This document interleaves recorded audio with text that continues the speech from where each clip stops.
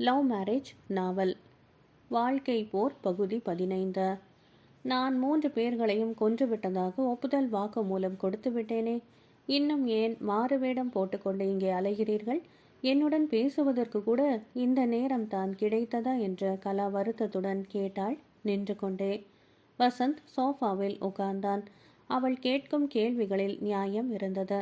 நான் வந்து உனக்கு உதவி செய்யாமல் இருந்தால் பலாகார போராட்டம் உச்சக்கட்டத்தை அடைந்து நாளைய பத்திரிகைகளுக்கு விறுவிறுப்பான செய்தி கிடைத்திருக்கும் என்று அவன் சொன்னான்.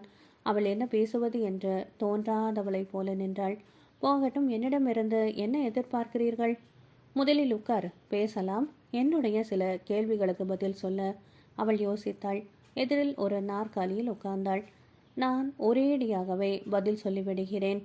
கோபிநாத், எம்எல்ஏ, ரவி ராய், வர்த்தமானன் ஆகிய 3 பேர்களையுமே நான் தான் கொன்றேன். கொலைகளிலே புலன் விசாரணை நடத்திய அதிகாரிகளிடமும் இதையே தான் சொல்லியிருக்கிறேன். இப்பொழுது நான் ஜாமீனில் விடுதலையாகியிருந்த பொழுதிலும் வழக்கின் முடிவிலே தண்டனை கிடைக்கும். என் அப்பா அம்மா ஆகியோரின் ஆசைக்காகவே நான் ஜாமீனில் வெளியில் வர ஒப்புக்கொண்டு விட்டேன். வெறும் ஒப்புதல் வாக்குமூலத்தின் மூலமாக தண்டனை அடைந்துவிட முடியாது. குற்றம் புரியும் போது அதை கண்ணால் நேரடியாக பார்த்த சாட்சிகள் வேண்டும். போதிய ஆதாரங்கள் இருக்க வேண்டும். கொலை ஆயுதமான அரிவாளின் பிடியிலே கை ரேகைகளிலே இல்லை. அவை முன் ஜாக்கிரதையுடன் அளிக்கப்பட்டிருக்கின்றன. கொலை நடந்த வீட்டில் உள்ள தடயங்களும் திட்டமிட்டு அளிக்கப்பட்டு இருக்கின்றன. கொலை குற்றத்திலிருந்து தப்பிவிடலாம் என்ற எண்ணம் அப்பொழுது எனக்கு ஏற்பட்டிருக்கலாமே. அது இருக்கட்டும். ரத்னா இப்பொழுது எங்கே போயிருக்கிறாள்? தெரியாது. வசந்த் டெலிஃபோன் வந்த விவரத்தையும் அதை கேட்டுவிட்டு அவள் வெளியில் போனதையும் சொன்னான். ரத்னா என் சிநேகிதி. எனக்காக அவள் இறக்கப்பட்டு இந்த வீட்டில் இடம் அளித்திருக்கிறாள். 3 கொலைகளை செய்த பயம் அவளுக்கு இருந்த பொழுதிலுமே எதையுமே பொருட்படுத்தவில்லை என்று சொன்னவள் தனக்கு தொந்தரவு கொடுக்காமல் போகும்படியாக கேட்டுக்கொண்டாள். நானாக இந்த தொல்லைகளை ஏற்றுக்கொள்ளவில்லை. உன் அப்பாவின் வேண்டுகோளின் பேரிலேயே துப்பு துலக்கும் முயற்சிகளில் ஈடுபட்டு இருக்கிறேன். நான் கொலை செய்தேன். இதை நான் ஒப்புக்கொண்டு விட்டேன். அது உண்மை என்பதை நீங்கள் ஏன் புரிந்து கொள்ள மாட்டேன் என்கிறீர்கள்? அதை தவிர வேறு உங்களால் எதையுமே தெரிந்து கொள்ள முடியாத இரவு பகலாக அலைவது வீண் வேலை. தயவு செய்து என்னையே சுற்ற வேண்டாம். சுற்றினால் உங்கள் உயிருக்கு நான் உத்தரவாதம் தர முடியாது. அவள் பிடிவாதமாகவே பேசினாள். சாவதற்கு துணிந்திருக்கும் தன்மை உறுதி வாய்ந்த அவளுடைய குரலிலே எதிரொலித்தது. வசந்த் புன்னகை புரிந்தான். 4வது கொலையாக என்னை வழி வாங்கிவிட மாட்டாய் என்று நினைக்கிறேன். காரணம், கொலை செய்யும் துணிச்சல் உனக்கு கிடையாது, மனமும் கிடையாது. எப்படி அதை சொல்லுகிறீர்கள்? பழம் நறுக்கும் கத்தியை நீ எடுத்துக்கொண்டு உன் லவர் கம் ஹஸ்பண்ட் மீது பாய்ந்த தோரணையை ஆழ்ந்து கவனித்தேன். மிரட்டுவதற்காகவே அப்படி செய்தாய். கொலை வெறி என்பது உன் உள்ளத்திலேயே கிடையவே கிடையாது. அதெல்லாம் வெறும் கற்பனை. நான் சந்தித்த பயங்கரங்கள் எத்தனை கொலைகளை வேண்டுமானாலும் செய்ய தூண்டும். தொட்டு தாலி கட்டிய கணவன் என்பதால் அவரை மன்னித்தேன். அவன் எழுந்தான். டெலிஃபோன் டைரக்டரியின் அடியில் அவள் வைத்திருந்த காகிதத்தை எடுத்தான். அதை அவள் கவனிக்க தவறிவிட்டாள். மேனேஜருடன் தொடர்பு கொண்டு அவள் பேசினாள். அந்த மேனேஜர் யார் என்பதை தெரிந்து கொண்டால் சில உண்மைகள் வெளிப்படலாம். புறப்பட தயாரான வசந்த், இது உன்னுடைய சொந்த விவகாரமானாலும் கேட்கிறேன். உன் லவ் மேரேஜ் இப்பொழுது எந்த நிலையில் இருக்கிறது என்று கேட்டான். எங்கள் உறவை நீங்கள் தான் நேரிலேயே பார்த்து விட்டீர்களே. நீங்கள் வந்து உதவி இருக்காவிட்டால் 2ல் 1 கொலை விழுந்திருக்கும். உன்னை அவன் கொன்றுவிடுவான் என்ற நம்பிக்கை எனக்கு இருக்கிறது. உனக்கும் கூட அவ்வாறு இருக்கிறதா? என் வாயால் எதையுமே சொல்ல நான் விரும்பவில்லை. நானாகவே தேடிக்கொண்ட வாழ்க்கை. அதை நானே விளம்பரப்படுத்த வேண்டுமா? அவளுடைய குரல் கரகரத்தது. வசந்த் புறப்பட்டான். மேனேஜர் சுகுமாரன். பகுதி 16. 5 நட்சத்திர ஹோட்டல். மேனேஜர் சுகுமாரன் இன்னும் தூங்கவில்லை. அவனுடைய ஏர் கண்டிஷன் அறையினுள் அமர்ந்து இருந்தான். கேபரே நடன நிகழ்ச்சிகள் முடிந்ததுமே வீட்டுக்கு போய்விடுவான். இரவு மணி 12. அவனுடைய மனதினுள் எத்தனையோ விதமான போராட்டங்கள், பிரச்சனைகள். அவன் எழுந்து குறுக்கும் நெடுக்குமாக நடந்து கொண்டு இருந்தபோது டெலிஃபோன் மணி அடித்தது. சுகுமாரன் ரிசீவரை எடுத்து பேசினான். டெலிஃபோன் ஆபரேட்டரின் குரல். உங்களுக்கு டெலிஃபோன் கால் வந்திருக்கிறதா? He is waiting. பெயர் என்ன? வசந்த் என்று சொன்னார். முக்கியமான விஷயமாம், உடனே பேச வேண்டுமாம். சுகுமாரன் சற்று நிதானப்படுத்தி கொண்டு ஓகே காலை கொடு என்று சொன்னான். Hello, how are you? I am Vasanth. உற்சாகமான வசந்தின் குரல் மறுபக்கத்திலிருந்து ஒலித்தது. வசந்த் அவனுக்கு புதியவன் அல்ல, ஏற்கனவே அறிமுகமானவன். ஒரு பெண் கடத்தல் சம்பந்தமாக சென்ற ஆண்டு இதே ஹோட்டலில் 1 வாரம் தங்கியிருந்தான். இங்கே இருந்தபடியாகவே பலரையும் கண்காணித்து ஒரு அறையில் மறைத்து வைக்கப்பட்டு இருந்த அவளை கண்டுபிடித்து விட்டான். அந்த பெண்ணின் பெற்றோர்களிடமும் அவளை ஒப்படைத்தான். நான் நல்லபடியாக இருக்கிறேன், ஃபைன். ரூம் ஏதாவது தேவையா? ஆல்மோஸ்ட் எல்லா அறைகளுமே ஃபுல். ரூம் இப்பொழுது எனக்கு தேவையே இல்லை. பர்சனலாக சில விஷயங்களை பேச வேண்டும். இப்பொழுதே வரலாம் என்று நினைக்கிறேன். சாரி மிஸ்டர் வசந்த், நான் வீட்டுக்கு புறப்பட்டு கொண்டிருக்கிறேன். காலையில் மீட் பண்ணலாம் என்று சொன்ன சுகுமாரன் குட் மார்னிங் என்று சொல்லிவிட்டு வைத்து விட்டான். தொல்லைகள் ஆரம்பமாகிவிட்டதை போன்ற உணர்வை அப்பொழுது அவனுக்கு ஏற்பட்டது. உடனே அவன் டெலிஃபோன் ஆபரேட்டருடன் தொடர்பு கொண்டு மறுபடியும் வசந்த் ஃபோன் செய்தால் வீட்டுக்கு போய்விட்டதாக சொல்லிவிடு என்று உத்தரவிட்டான். சில நிமிடங்களில் மறுபடியும் டெலிஃபோன் மணி அலறியது. ரிசீவரை எடுத்து சுகுமாரன் சற்றே கோபத்துடன் என்ன விஷயம்? மறுபடியும் அவன் கழுத்தை அறுக்க பார்க்கிறானா என்று கேட்டான். கலா பேச வேண்டுமாம், ஏதோ முக்கியமாம். இது டெலிஃபோன் ஆபரேட்டர், நானே அவளை காண்டாக்ட் பண்ணுகிறேன், அவளிடமும் சொல்லிவிட. சுகுமாரன் கோட்டை எடுத்து அணிந்து கொண்டு உடனடியாக புறப்பட்டான். வசந்தின் வேகம் பகுதி 17. காலையில் காரியதரிசினி உமா குளித்துவிட்டு உடம்பின் அமைப்பை எடுத்து காட்டுவதைப் போல சிக்கென்று உடை அணிந்து கொண்டாள். எகிப்தின் பேரழகி கிளியோபாத்ரா போல கட்டிலின் நீள் வசத்திலே கால்களை நீட்டியவாறு சாய்ந்து கொண்டு காலை பத்திரிகையை படிக்கலானாள். வசந்த் உமா திருமணம், இந்த தலைப்பின் கீழ் செய்தி ஒன்று பிரசுரம் செய்யப்பட்டு இருந்தது. கேள்விக்குறியுடன் போடப்பட்டு இருந்த அந்த செய்தி விரைவிலே கல்யாணம் செய்து கொள்வார்கள் என்ற வதந்தியை பரப்பியிருந்தது. பரபரப்பான செய்திகளை வெளியிடுவதிலும் சிண்டு முடிந்து விடுவதிலும் பத்திரிகைக்காரர்கள் கெட்டிக்காரர்கள் என்ற எண்ணத்துடன் நாண புன்னகை ஒன்றை விரித்தாள்.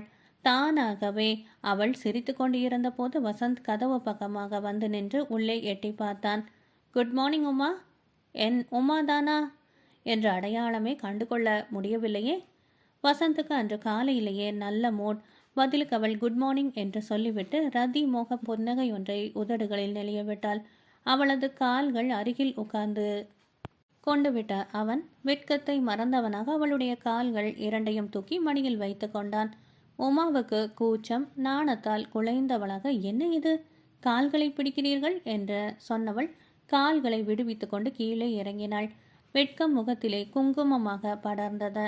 அவன் பலமாக சிரித்துவிட்டு பேப்பரில் தான் பார்த்தாயே, எனக்கும் உனக்கும் கல்யாணம் என்று கேள்விக்குறியுடன் போட்டியிருக்கிறார்களே என்று சொன்னான். பேப்பரில் தானே போட்டியிருக்கிறார்கள், சீக்கிரம் கல்யாண பேப்பர் போட்டு விடுவோம், சரிதானே? இது 1001 தடவை. அவள் பூவாக சிரிக்க அவனும் சிரித்தான். உமா தனியாக நாற்காலியில் உட்கார்ந்ததும் இரவில் ஏற்பட்ட தன்னுடைய அனுபவங்களை விவரித்தான் வசந்த். விடிந்ததுமே முதல் வேளையாக பிள்ளையார் கோவிலுக்கு போய்விட்ட உதவி கமிஷனர் நீலமேகம் ஆகியோரை சந்தித்துவிட்டு வருகிறேன் என்று சொன்னான். இன்னொரு நாற்காலியில் அமர்ந்தவாறு சொல்லிக்கொண்டு இருந்தான். ஒரு வழக்கை ஏற்றுக்கொண்டால் தூங்கவே மாட்டீர்களே, எனக்கு தூக்கம் எப்படி வரும் என்று சொன்ன வசந்த் நீலமேகத்தை நேற்று இரவு யாரோ ஒருவன் டெலிஃபோனிலே மிரட்டினானாம். நாம் விசாரணைகளை தொடர்ந்து மேற்கொண்டால் அவருடைய மகள் கலாவை கொலை செய்து விடுவார்களாம் என்று கூறினான். அவன் எதற்காக மிரட்ட வேண்டும்? அதில் தான் மர்மம் அடங்கியிருக்கிறது. அந்த ஆசாமியை தான் கண்டுபிடிப்பதிலே தீவிரமாக இறங்கியிருக்கிறேன். ஆனால் அவன் நிச்சயமாக சட்ட நுணுக்கங்களை எல்லாம் தெரிந்து கொண்டவனாகத்தான் இருக்க வேண்டும். எப்படி சொல்லுகிறீர்கள்? 3 கொலைகளையும் செய்ததாக கலா ஒத்துக்கொண்ட பொழுதிலும் அவள்தான் கொலை செய்தாள் என்பதற்கு தேவையான ஆதாரங்கள் இல்லை, தடயங்களும் கிடைக்கவில்லை. போலீசார் கூட திணறுகிறார்கள். வழக்கின் முடிவிலே நீதிபதி சந்தேகத்தின் காரணங்களை காட்டி கலாவை விடுதலை செய்து விடுவார் என்றே நினைக்கிறார்கள். ஒரு குற்றவாளி தண்டிக்கப்பட வேண்டுமானால் திட்டவட்டமான ஆதாரங்கள் வேண்டும், சாட்சியங்கள் வேண்டும். 6வது பயந்து அவள் கொலை செய்ததாக ஒப்புதல் வாக்கு மூலம் கொடுத்திருக்கலாம். அவளுக்கும் நிலைமை புரிந்தது. அப்படியும் இருக்கலாம். அவன் தொடர்ந்தான். லவ் மேரேஜால் ஏற்பட்ட தோல்வி அவளுக்கு பலத்த அதிர்ச்சியை தந்து இருப்பது உண்மை. 3 பேர்களும் சேர்ந்து அவளை கற்பழிக்க முயன்று இருக்கிறார்கள். தன் கற்பை பாதுகாத்து கொள்ள அவன் கொலையும் செய்து இருக்கலாம் அல்லவா? சில நேரங்களில் அப்படியும் நிகழ்வது உண்டு. ஆனால் கலா கொலை செய்யும் மனநிலை கொண்டவள் அல்ல என்பதே என்னுடைய கருத்து. அறிவாளில் கை ரேகைகள் அழிக்கப்பட்டு இருக்கின்றன. அதே நேரத்திலே அவளுடைய கை ரேகைகள் அழுத்தமாக பதிவு செய்யப்பட்டு இருக்கின்றன. வேறு யாராவது இந்த 3 கொலைகளையும் செய்திருக்கலாம். அந்த நபரின் கை ரேகைகளை கலா அழித்து இருந்தாலும் ஆச்சரியப்படுவதற்கில்லை. அந்த வீட்டில் உள்ள இதர பொருட்களின் மீதமுள்ள கை ரேகைகளும் மிகவும் கவனமாக அளிக்கப்பட்டிருக்கின்றன. அந்த இடங்களில் எல்லாமே கலாவின் கை ரேகைகள் தெளிவாக வேண்டும் என்றே பதிக்கப்பட்டு இருக்கின்றன. கொலைகளை அவளாகவே முன்வந்து ஏற்றுக்கொண்டு இருக்க வேண்டும். இந்த விவரங்கள் எல்லாவற்றையுமே அவன் கலாவிடம் சொன்னான். உதவி கமிஷனரை சந்தித்து பேசிய போது அவர் கைரேகை நிபுணர்கள், புலன் விசாரணை அதிகாரிகள் ஆகியோரின் அறிக்கைகளின் நகலை வசந்திடம் கொடுத்தார்.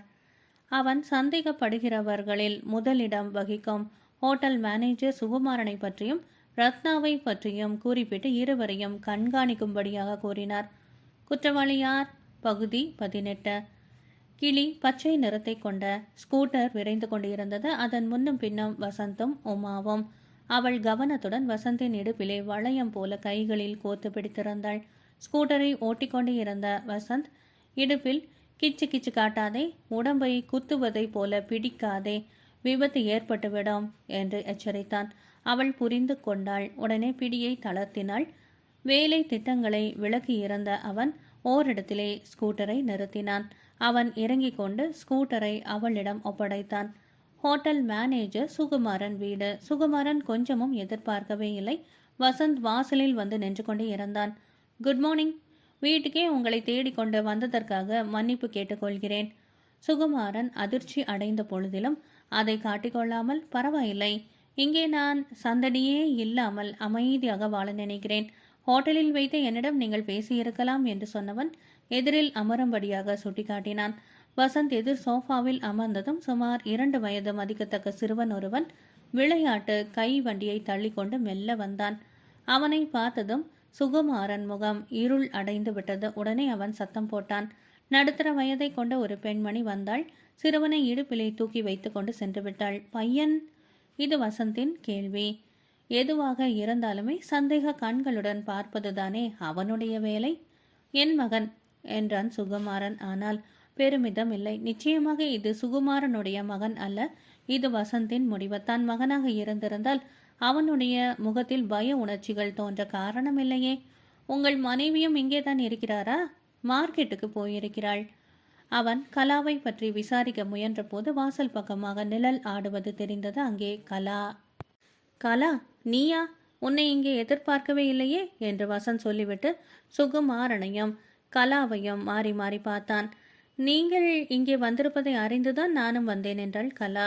சுகுமாரன் தன்னுடைய முகத்தை தெளிவாக வைத்துக்கொள்ள மிகவும் சிரமம் எடுத்துக்கொண்டு இருந்தான். இந்த இக்கட்டான நேரத்திலே உள்ளே அழும் சிறுவனின் குரல் கேட்டது.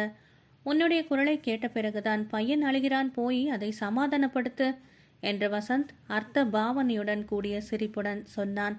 குழந்தை தொடர்ந்த அளவை சமாளிக்க முடியாத நிலையிலே கலா அசடு வழியும்படியாக சிரித்துவிட்டு உள்ளே போனாள்.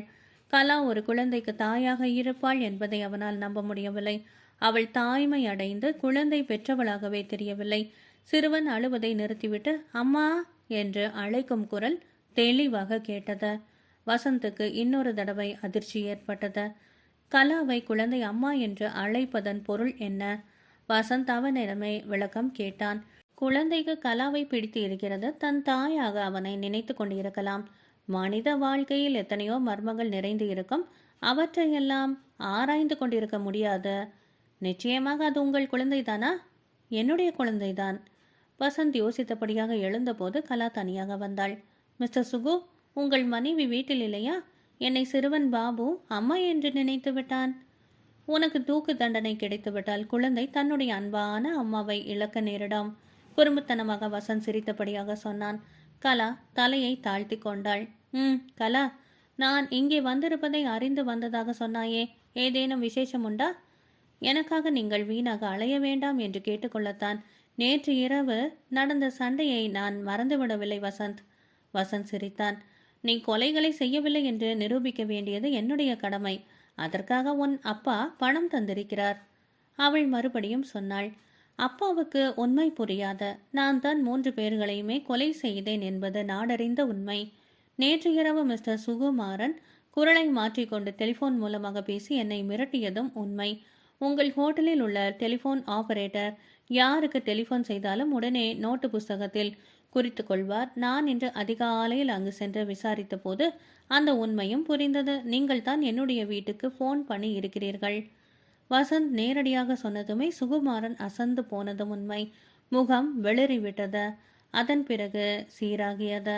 ஆம், நான் தான் ஃபோன் செய்தேன். இப்பொழுதும் சொல்லுகிறேன், கலாவின் சொந்த விவகாரங்களில் தலையிட வேண்டாம் என்று எச்சரிக்கிறேன். அதை அவள் விரும்பவில்லை. தன்னை அவள் பாதுகாத்து கொள்ளவோ செய்த 3 கொலைகளிலிருந்து தப்பவோ விரும்பவில்லையே. சுகுமாரன் இப்படி சொன்னதும் அவன் வாய் விட்டு ஹஹஹா என்று சிரித்தான். மிஸ்டர் சுகுமாரன், நீங்கள் ஒரு கிரிமினல் வக்கீல் என்பதை நான் அறிவேன். சட்டங்கள் என்ன சொல்கின்றன என்பது உங்களுக்கு தெரியும். கலா கொலை குற்றங்களை ஒப்புக்கொண்ட பொழுதிலும் அவளை தண்டிப்பதற்கு போதிய ஆதாரம் இல்லை. சுகுமாரன் அதை ஒப்புக்கொள்வதைப் போல அதற்கு இப்பொழுது நான் என்ன செய்ய வேண்டும் என்று கேட்டான். கொலையாளிக்கு உடந்தையாக இருக்க வேண்டாம் என்று கேட்டுக்கொள்கிறேன். இங்கே யாரும் உடந்தை அல்ல. இது சம்பந்தமாக மேலும் விசாரணை நடத்துவதற்கு யாருமே இந்த பக்கமாக நடமாட வேண்டாம். வசந்த் என்னதான் நடந்து இருக்கக்கூடும் என்று ஓரளவு அனுமானம் செய்து கொண்டு புறப்பட்டான். கொலை நடந்த வீடு, பகுதி 19. கொலைகள் சம்பந்தமாக புலன் விசாரணை நடத்திய போலீஸ் இன்ஸ்பெக்டரையும் அழைத்து கொண்டு வசந்த் கொலைகள் நடந்த வீட்டுக்கு போனான். அந்த வீடு அடையாறு எலியட்ஸ் கடற்கரை செல்லும் பாதையை ஒட்டி இருந்தது. தனி வீடு, சுற்றிலும் மரங்கள், முள்வேலி. அங்கே இருந்து எப்படி அலறினாலும் குரல் வெளியில் வராது. அந்த வீட்டின் உரிமையாளர் துபாய் நாட்டிலே இருக்கிறார். காவல்காரன் ஒருவன் மட்டுமே அங்கே உண்டு. போலீசாரிடம் அவன் சொன்ன வாக்குமூலம், இரவிலே சில மணி நேரத்துக்காக 50 ரூபாய் கொடுத்துவிட்டு வீட்டை வாடகைக்கு எடுத்து இருந்தானாம் பசுபதி. வேலைக்காரன் காலையில் வந்தால் போதும் என்று எண்ணி போய்விட்டானாம். அங்கே என்ன நடந்தது என்பது தெரியாதாம். விடிந்த பிறகுதான் கோபிநாத் எம்எல்ஏயும் வர்த்தமானனும் ரவிராயும் துண்டு துண்டுகளாக வெட்டப்பட்டு இறந்து கிடந்தார்களாம். முக்கியமான உறுப்புகள் துண்டிக்கப்பட்டு இருந்தனவாம். வசந்த் இந்த வீட்டை பற்றி நன்கு அறிவான். ஹோட்டல்களில் போலீசார் ரைடு செய்வதால் இங்கே விபச்சாரம் நடந்து வந்தது. வேலைக்காரன் உயரமான முன் கதவை திறந்துவிட 2 பேர்களும் உள்ளே சென்று கொலைகள் நடைபெற்ற படுக்கை அறையை பார்த்தார்கள். சுற்று பகுதிகளை ஆராய்ந்த வசந்த், 3 முரடர்கள் கலாவை இங்கே கடத்தி கொண்டு வந்து இருக்கிறார்கள். அவளை பலாத்காரம் செய்யும் போது பயங்கரமான கொலைகள் நடந்து இருக்கின்றன. அவளை கொலை செய்து இருக்கலாம், அல்லது அவளை காப்பாற்றும் நோக்கத்துடன் வேறு நபர் இந்த 3 கொலைகளையும் செய்திருக்கலாம் என்று சொன்னான். எங்கள் யூகமும் அதுதான். ரகசிய போலீசார் தீவிரமாக வேலை செய்து வருகிறார்கள் என்றார் போலீஸ் இன்ஸ்பெக்டர். அவர் போன பிறகு வசந்த் சுற்றுப்பகுதிகளில் நடந்து சென்று ஆராய்ந்தான். அவளுடைய கணவன் பசுபதியின் ஒத்துழைப்புடனேயே இந்த காரியம் நடைபெற்றிருக்கிறது. அவர்களுடைய மிரட்டல் காரணமாகவும் அவன் சம்மதித்திருக்கலாம். இத்தகைய சம்பவத்தை பயன்படுத்தி பசுபதி 3 பேர்களையுமே பலி வாங்கிவிட்டானா? உமா ஸ்கூட்டரில் வந்தாள். அவசரத்துடன் திரும்பி காலை தரையில் ஊன்றிக்கொண்டு பின்னால் ஏறி உட்காருங்கள். ஹோட்டல் சுகுமாரனும் கலாவும் ஒரு காரில் போனார்கள். அவர்களை பின்தொடர்ந்து நானும் வந்தேன். இங்கே உள்ள ஒரு வீட்டின் முன்னால் அவர்களுடைய கார் நிற்கிறது என்று சொன்னாள். அவளுக்கு பின்னால் அவன் ஸ்கூட்டரில் ஏறி அமர்ந்து கொண்டான். ஸ்கூட்டர் படு வேகத்துடன் சர் என்ற அம்பு போல பாய்ந்து சென்றது. அறையினுள் ஒருத்தி, பகுதி 20. மாடியில் உள்ள ஒரு அறை. இளம்பெண் ஒருத்தி கட்டிலில் சாய்வாக படுக்கப்பட்டு இருந்தாள். உயிருள்ள ஒரு அழகான பெண்ணின் பிணத்தைப் போலவே அவள் காணப்பட்டாள். டாக்டர் ஒருவர் அவளுடைய கை நரம்புகளில் இன்ஜெக்ஷன் ஊசியை சொருகி மருந்தை செலுத்தினார். பக்கத்தில் ஹோட்டல் மேனேஜர் சுகுமாரனும் கலாவும் கவலையுடன் நின்று கொண்டிருந்தார்கள். கீழ்ப்பகுதியிலே வேறு சில நோயாளிகள் சிகிச்சை பெற்று வந்தார்கள். எல்லாவற்றையும் கவனித்தபடியாக வசந்தும் உமாவும் மேலே வந்து நின்றார்கள். இந்த மருத்துவமனையிலே நவீன வசதிகளுடன் சில அபூர்வமான நோயாளிகளுக்கு சிகிச்சைகள் அளிக்கப்படும். குறைந்த அளவில் நோயாளிகளை ஏற்றுக்கொள்ளப்படுவார்கள். அதிலும் மூளையில் பாதிப்பு ஏற்படுகிறவர்களுக்கே இங்கே இடம் உண்டு. டாக்டர் அங்கேயுள்ள வாஷ் பேசினில் கைகளை கழுவி சுத்தம் செய்துவிட்டு, உடல் நிலையில் நல்ல முன்னேற்றம் ஏற்பட்டிருக்கிறது, விரைவில் அவனுக்கு பேசும் சக்தி வந்துவிடலாம், மூளை பாதிப்பு நீங்கி பழைய சம்பவங்களும் நினைவுக்கு வரலாம் என்று சொன்னவர் வசந்தை பார்த்ததும், hello Vasanth, have are you என்று நலம் விசாரித்தார். நன்றாக இருக்கிறேன் டாக்டர், உங்கள் நர்சிங் ஹோமை விசிட் பண்ண வேண்டும் போல இருந்தது, வந்தேன். அவர் உமாவை ஒரு மாதிரியாக பார்க்கவே, இவள் என்னுடைய காரியதரிசினி, அவ்வளவுதான் என்று சொன்னான். பேப்பரில் கூட நியூஸை படித்தேனே, உமாவை பற்றி செய்தி போட்டிருந்தார்கள். கல்யாணம் நடப்பதற்கு முன்னால் இன்விடேஷன் கொடுக்க மறந்து விடாதீர்கள். டாக்டர் சிரிப்பலைகளை கிளப்பிவிட்டு அங்கிருந்து சென்றார். சுகுமாரனும் கலாவும் பேச தோன்றாதவர்களாக விழித்து கொண்டு இருந்தார்கள். காரியதரிசினி உமா அங்கே நிலவிய மௌனத்தை கலைக்கும் பொருட்டு, மிஸ்ஸஸ் கலா பசுபதி, சுமார் 1 மணி நேரத்துக்கு முன்னால் இந்த பகுதியில் உள்ள ரிக்ஷாக்காரர் கருப்பனை சந்திக்க நேர்ந்தது. அவனை பக்குவமாக விசாரித்ததில் அவனுக்கு தெரியாமலேயே சில உண்மைகளை சொல்லிவிட்டான். அந்த உண்மைகள் எதுவாக இருக்கும் என்பது உனக்கு தெரியும் என்று சொன்னவள் நிமிர்ந்து பார்த்தாள். கலாவின் முகத்திலே வியர்வை அரும்பியது. அவள் கைக்குட்டையை எடுத்து முகத்தை துடைத்துவிட்டு சிரிக்க முயன்றாள். சுகுமாரனின் நிலையம் அப்படித்தான் இருந்தது. இக்கட்டான இந்த சூழ்நிலையிலே படுக்கையில் இருந்த பெண் அவர்களை மாறி மாறி பார்த்தாள். பிறகு கண்களை மூடிக்கொண்டு பாபு பாபு என்று லேசாக முணுமுணுக்கலானாள். பாபுவா? வசந்தின் சிந்தனையில் மின்னலோட்டம். ஹோட்டல் மேனேஜர் சுகுமாரன் வீட்டில் பார்த்த பையனின் பெயரும் பாபுதான். அந்த பையனின் உண்மையான தாயார் படுக்கையிலே இருக்கும் பெண்ணாகத்தான் இருக்க வேண்டும். இந்த பெண்ணுக்கும் கலாவுக்கும் என்ன சம்பந்தம்? கலா சொல்லுவாள் என்பதற்காக நீயே காத்து கொண்டு இருக்க வேண்டியதில்லை. ரிக்ஷாக்காரர் மூலமாக தெரிந்து கொண்டவற்றை நீயே சொல்லலாம் என்று வசந்த் சொன்னான். 3 கொலைகள் நடைபெற்ற அந்த பயங்கரமான இரவிலே ரிக்ஷா வண்டிக்காரரும் கலாவும் சேர்ந்து மயங்கிய நிலையிலே கிடந்த இந்த பெண்ணை சைக்கிள் ரிக்ஷாவில் ஏற்றி இங்கே கொண்டு வந்து சேர்த்தார்களாம் என்றாள் உமா. கடுமையான அதிர்ச்சிக்கு உள்ளான கலாவுக்கு மயக்கம் வந்துவிடுவதைப் போல இருக்கவே தள்ளாடினாள். சுகுமாரன் அவளை கைத்தாங்கலாக அழைத்து வந்து ஓய்வு அறையினுள் போடப்பட்டிருந்த சோஃபாவிலே உட்கார வைத்தான். வசந்தும் உமாவும் அங்கே வந்தார்கள். பாபு பாபு பகுதி 21. படுக்கையில் இருந்த பெண்ணுக்கு பழைய நினைவுகள் திரும்பிவிட்டன. பல நாட்களாக தொடர்ந்து செய்யப்பட்ட சிகிச்சை வெற்றியை தந்துவிட்டது. டாக்டர் அவளை பரிசோதனை செய்துவிட்டு ஓரளவு குணம் அடைந்துவிட்டால் இனிமேல் விபரீதமான விளைவுகள் ஏற்படலாம், ஜாக்கிரதையாக கவனித்துக் கொள்ளுங்கள் என்று சொன்னவர் தன்னுடைய அறைக்குள்ளாக போனார். பொன்னோ பல முறை பறக்க பறக்க விழித்துவிட்டு, மகன் பாபு எங்கே?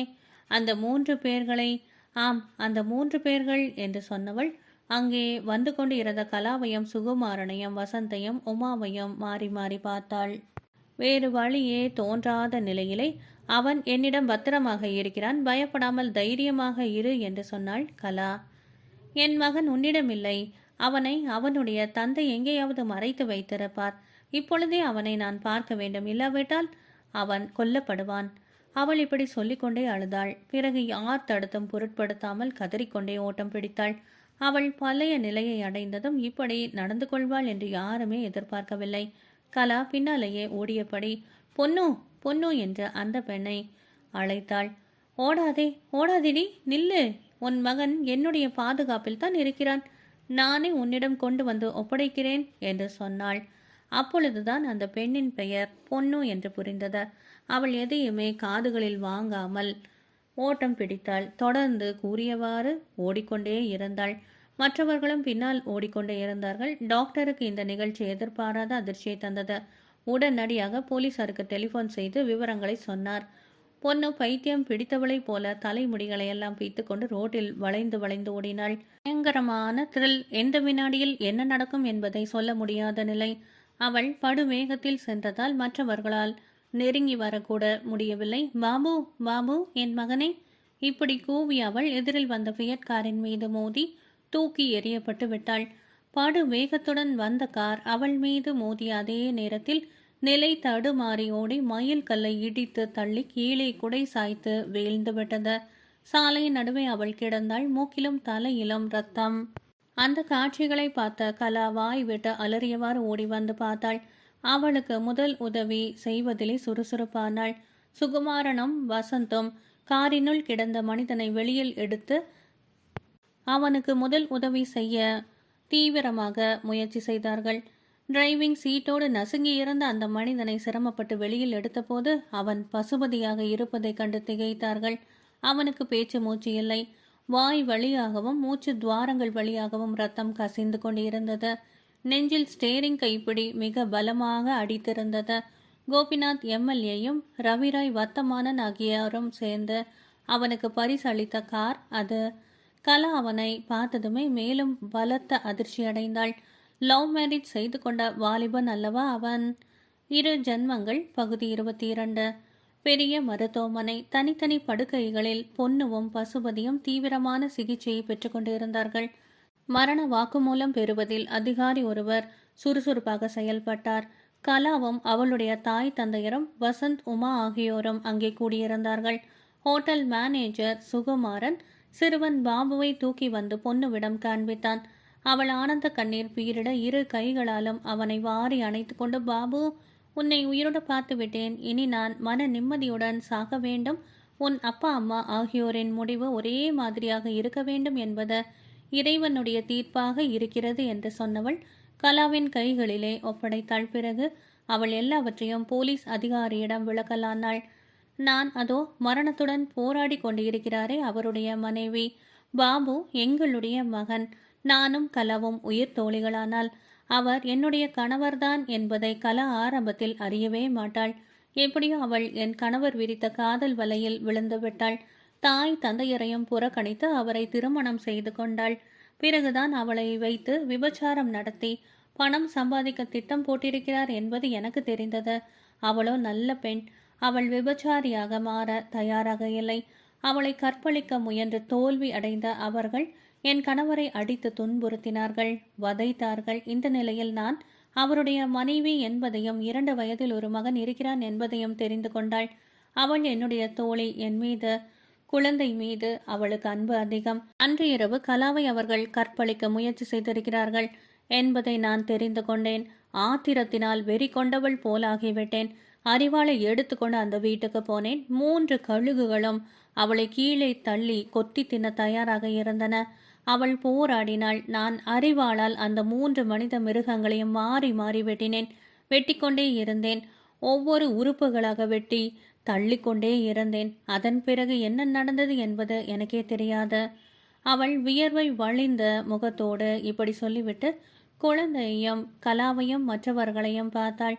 பார்வை அப்படியே நிலைக்குத்தி நின்றுவிட்டன. அவள் இறந்து விட்டாள். பசுபதியும் சொல்ல வேண்டியவற்றை சொல்லிவிட்டு கலாவை நோக்கி கையை உயர்த்த முயன்றான். எல்லோரும் அங்கே போனார்கள். அவன் அழுதான். குலுங்கி குலுங்கி அழுதான். இனிமேல் பெண் பிள்ளையைப் போல அழ வேண்டிய அவசியமில்லை. காரணம், அவனுடைய உயிரும் பிரிந்துவிட்டது. பருவம் ஒரு தண்டனை பகுதி 23. அடுத்த நாள் வெளியாகி இருந்த எல்லா பத்திரிகைகளும் இந்த செய்திகளை பெரிய அளவில் பிரசுரம் செய்திருந்தன. லவ் மேரேஜ் செய்து கொண்டு வாழ்க்கையை நரகமாக்கி கொண்ட கலாவின் மீது அனுதாபம் தெரிவித்திருந்தன. அதே நேரத்தில் சிநேகிதி பொன்னுவை காப்பாற்ற எண்ணி அவள் செய்துள்ள கொலைகளை தானே ஏற்றுக்கொண்டு அதிர்ச்சியின் காரணமாக கடந்த காலத்தையே மறந்துவிட்டு அவளை தனியார் மருத்துவமனையில் சேர்த்ததையும் அவளுடைய மகன் பாபுவை ஹோட்டல் சுகுமாரனிடம் ஒப்படைத்து தாயாக மாறியதையும் சிநேகிதிக்காக தண்டனை ஏற்க துணிந்ததையும் பாராட்டி இருந்தன. தாய் தந்தையரை ஒரே நாளில் இழந்த சிறுவன் பாபுவுக்கு கலாவே தாயானாள். ரத்னா அபய நிலையத்தில் இருப்பதாக ஒரு தகவல். திறமையாகவும் சுறுசுறுப்பாகவும் செயல்பட்ட வசந்தும் உமாவும் போலீசார் மட்டுமல்லாமல் நீலமேகம், தேவகி எல்லோராலும் பாராட்டப்பட்டனர். கலாவின் லவ் மேரேஜ் இளமை வேகத்துடன் காதல் கொண்டு அலையும் இளம் பெண்களுக்கு, குறிப்பாக கல்லூரி மாணவர்களுக்கு ஒரு பாடம், ஒரு தண்டனை. அன்பானவர்களை, பி.டி. சாமி அவர்கள் எழுதிய லவ் மேரேஜ் நாவல் நிறைவு பெற்றது. நன்றி.